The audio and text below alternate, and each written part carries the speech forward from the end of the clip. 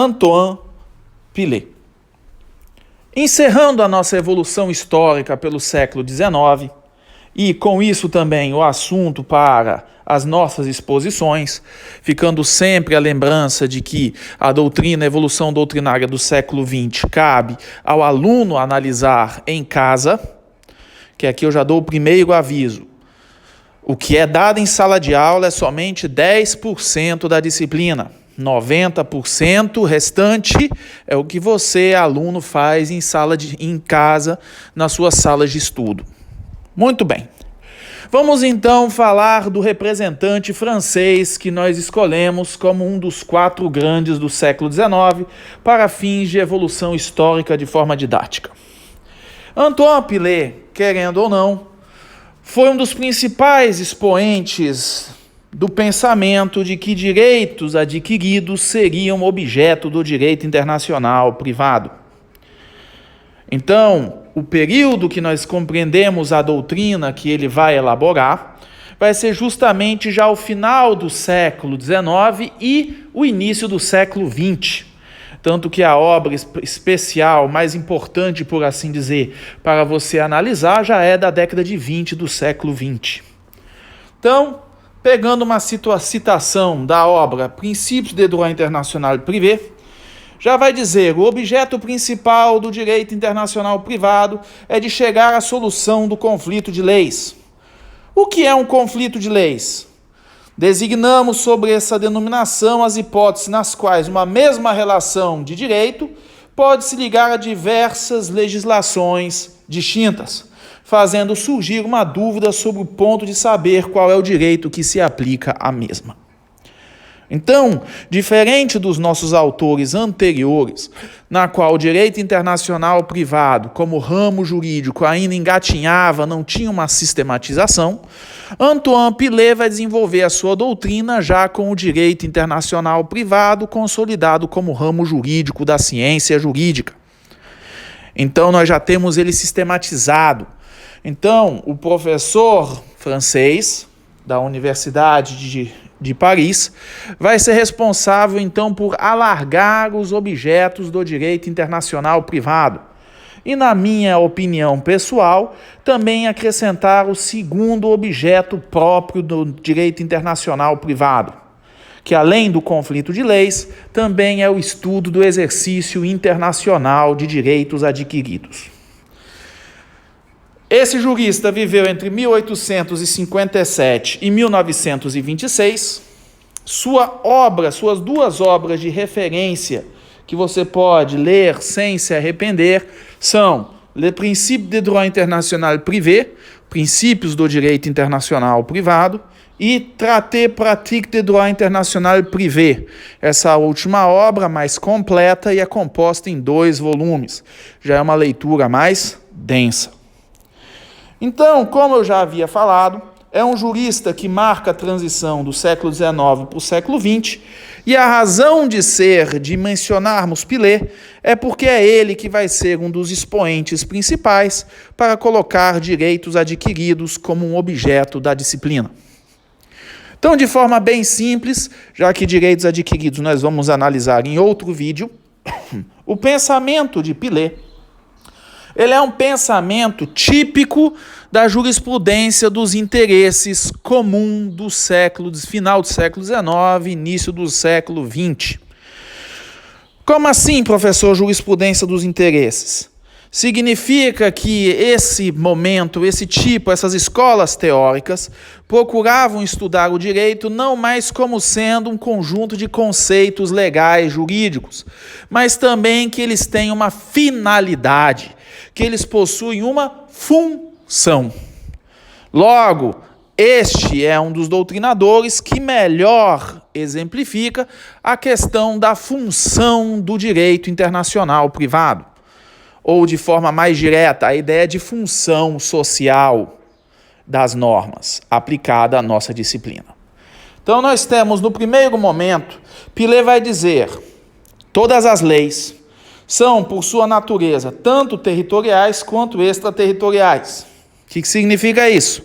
Significa que a lei, per si, ela não tem característica de territorialidade ou extraterritorialidade. Então, quando o legislador vai lá e faz uma lei, ele não tem em mente a vigor dessa lei ser territorial ou extraterritorial. Não é um pensamento recorrente. A norma jurídica em si, ela não tem uma carga inerente de territorialidade ou de extraterritorialidade. Ela simplesmente existe e tem a possibilidade de ser territorial como extraterritorial. Porém, isso só acontece quando? Quando eu determino o contexto em que eu vou aplicar esta lei. Ou seja, a territorialidade de uma norma e a extraterritorialidade de uma norma são decorrentes de sua finalidade, do contexto de sua aplicação, e não da redação normativa em si. Fazendo uma exemplificação didática, eu não posso chegar a escrever: a presente lei, esse presente código é extraterritorial. Escrever isso não significa absolutamente nada. Por quê? Porque a extraterritorialidade ou a territorialidade só vão se manifestar no momento em que eu for aplicar a norma. Quando eu for desempenhar a função que aquela norma tem de desempenhar no sistema jurídico. Logo, o critério principal para você aferir se existe extraterritorialidade ou territorialidade normativa, na visão de Pelé, seriam seus efeitos sociais, a função social. Nesse contexto, as leis não têm valor sem a função social que cumpram. Então veja como é que já é um pensamento da jurisprudência dos interesses. A visão de que a lei per si, ela não significa nada sozinha. Ela tem de ser compreendida não só pelo conceito que ela manifesta, expõe, como também pela função, pela finalidade que ela desempenha no corpo social, na ordem jurídica, ou na aplicação da ordem jurídica no papel de pacificação social. Assim nós temos então que ele vai dizer, olha, aplica-se a norma que melhor desempenha a função social para aquele contexto. Se é uma norma nacional, aplica-se a norma nacional. Se é uma norma estrangeira, aplica-se a norma estrangeira. Porém, ele vai deixar bem claro que existe uma diferença entre determinar qual direito aplicável a uma relação jurídica. Eu quero saber qual é o direito que rege um contrato, rege a capacidade de uma pessoa, rege a situação jurídica de um bem, de uma coisa. Outra totalmente diferente seria eu compreender qual direito rege o exercício de um direito adquirido. Ou de forma mais simples para se entender esse assunto tão complexo que nós vamos ver mais para frente. Até que ponto um ato jurídico perfeito produz efeitos fora da jurisdição que criou aquele ato jurídico perfeito, que conferiu a perfeição ao ato jurídico? Aqui podemos fazer uma analogia também com o processo. Até que ponto uma decisão judicial, uma sentença de um país, é reconhecida e produz efeitos em outro país? Então ele vai separar as coisas. Ele vai dizer, uma coisa é eu procurar o arcabouço jurídico para uma relação jurídica. Outra totalmente diferente é eu querer analisar qual é a eficácia jurídica de um ato jurídico perfeito, de um direito adquirido, fora de uma jurisdição nacional soberana.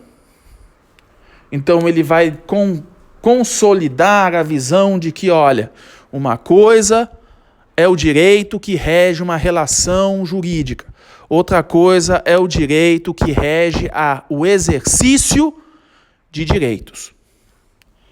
Então é a teoria do droit aqui. Mas aqui também surge aquele velho problema. Ao definir o que é um direito adquirido, o que é exercitar um direito, aí Antoine Pillet vai esbarrar no problema próprio do estudo dos direitos adquiridos. O que é a aquisição de um direito? Até que ponto eu posso dizer que um ato jurídico é perfeito?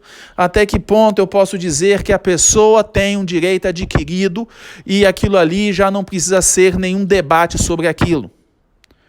Isso é um tema muito interessante quando você vai estudar direito previdenciário, porque aí você tem muita influência de direito adquirido, porque direito adquirido é uma noção de direito intertemporal, que remonta lá às doutrinas de Savigny sobre direito e tempo. Então, a aquisição de direito é uma questão intertemporal. E aí, na nossa disciplina, é justamente quando essa dimensão intertemporal cria consequências na diversidade legislativa. Então, por consequência, a definição de droit acquis, direito adquirido de Pillet, é extremamente obtusa e confusa, porque ele relaciona a questão de você poder fazer algo ou não fazer algo, a interesse e até certo ponto inabilidade, ou seja, medidas restritivas, a capacidade de impor a outra pessoa a não fazer algo. Então isso aí é a principal fraqueza do pensamento dele. Então, diante dessas ideias, você vai ter que nós temos em Pillet a figura de conceitos indeterminados. Podemos dizer que a doutrina de Pillet é o principal expoente também da questão do emprego de conceitos jurídicos indeterminados na nossa disciplina. Porque essa é uma fraqueza das escolas que vem da jurisprudência dos interesses, que é justamente o quê? Empregar conceitos indeterminados. Conceitos indeterminados em que sentido? Eles são excessivamente amplos sobre o campo, sob o ponto de vista deontológico, jurídico abstrato, e que a sua delimitação, a sua manifestação, vai depender de situação, de peculiaridades do ser, da questão ontológica. E a segunda observação é de que o fim social, a função social do direito, até hoje permanece uma das questões mais complicadas para nós estudiosos da ciência jurídica. Quando é que uma norma cumpre a sua finalidade social? Quando ela traz pacificação, quando ela traz a ideia de justiça, quando ela traz ideia de satisfação. Novamente, é um conceito que Pillet vai tentar elaborar, mas vai esbarrar justamente nessa situação de ser um conceito, uma finalidade, por assim dizer, abstrata, de difícil apreensão, delimitação conceitual.